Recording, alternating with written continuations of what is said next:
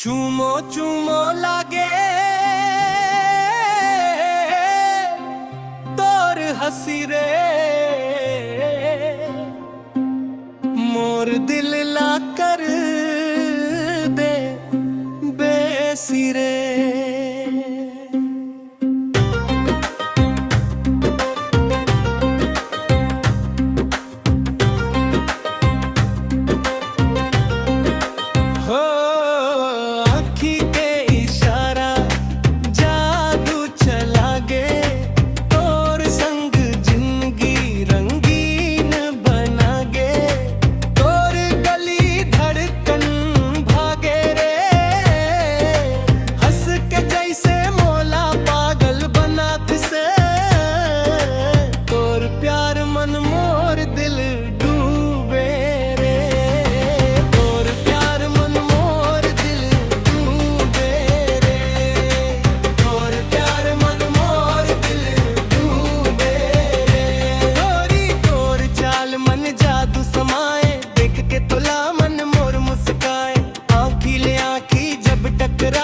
दिल के बात खुदे बतियाए, चूड़ी के छन छन पायल के रुन झन तोर मुस्कान ले महके आंगन। रोज रोज टोला देखे के बहाना तोर संग जीना बने मोर सगना, तोर संग जीना बने मोर सपना।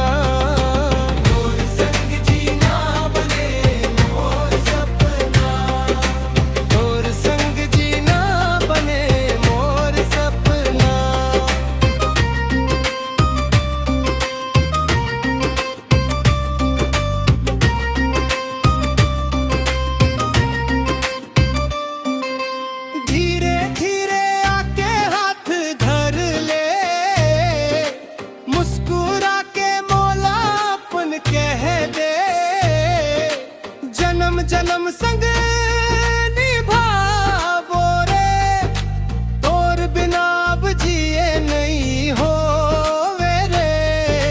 चूमो चूमो लागे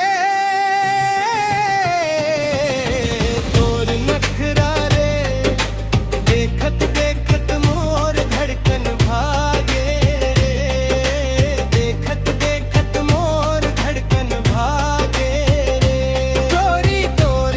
मन जादू समाए, देख के तोला मन मोर मुस्काए, आँखी ले आँखी जब टक